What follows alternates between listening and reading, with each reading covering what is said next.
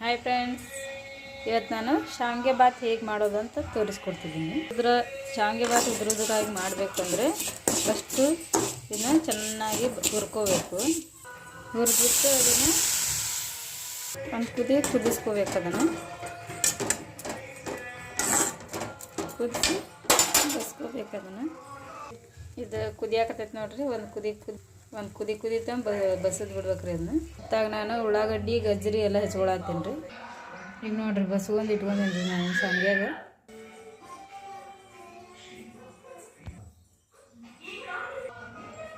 ಒಗ್ಗರಣೆಗೆ ಜೀರಿಗೆ, ಸಾಸಿವೆ, ಕಡಲೆಬೇಳೆ, ಉದ್ದಿನಬೇಳೆ ಮತ್ತು ಶೇಂಗಾ ತೊಗೊಂಡಿನಿ ನೋಡ್ರಿ. ನಾನು ಕರಿಬೇವು ಹರ್ಕೊಂಬರ್ರಿ. ನಾನು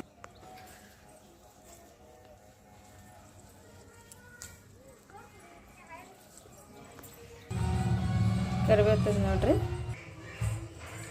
ಈಗ ಎಣ್ಣೆ ಹಾಕೋತೀನಿ ನೋಡ್ರಿ. ಜೀರಿಗೆ ಸಾಸಿವೆ ಚಟಪಟ ಹಚ್ಚಿದ ಮೇಲೆ ಕಡ್ಡಿನ ಬೇಳೆ, ಉದ್ದಿನ ಬೇಳೆ ಹಾಕ್ಕೊಂಡು ಕೆಂಪಾಗುತ್ತಾನ ಹುರಿದು ಆಮೇಲೆ ಶೇಂಗಾ ಹಾಕೋತೀನಿ ನೋಡ್ರಿ.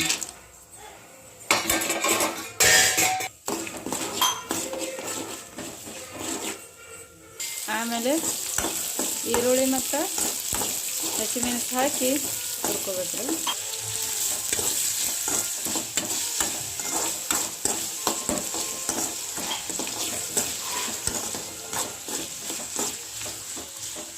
ಆಮೇಲೆ ಉಪ್ಪು ಹಾಕ್ತೀನಿ ನೋಡಿರಿ. ರುಚಿಗೆ ತಕ್ಕಷ್ಟು ಉಪ್ಪು ಹಾಕ್ತೀನಿ. ಅರಿಶಿನ ಪುಡಿ ಹಾಕ್ತೀನಿ ನೋಡಿರಿ. ಆಮೇಲೆ ಸ್ವಲ್ಪ ಸಕ್ಕರೆ ಹಾಕ್ತೀನಿ ನೋಡಿರಿ.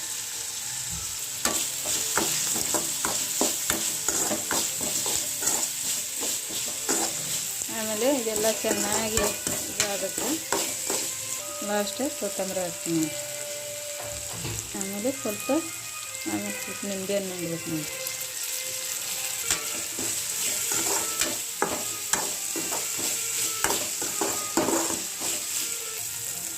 ಅದು ಎಲ್ಲ ಆಗೈತೆ ನೋಡ್ರಿ. ಈಗ ಇದಕ್ಕೆ ನಾವು ಬಸಿದಿಟ್ಟು ಶಾವಿಗೆನ ಇದಕ್ಕೆ ಹಾಕ್ಕೊಂಡು ಚಂದಂಗೆ ಮಿಕ್ಸ್ ಮಾಡ್ಕೋಬೇಕು. ರೆಡಿ ಆಯ್ತು ನೋಡ್ರಿ ಶಾವಿಗೆ ಬಾತ್ ಉದುರಾಗಿ.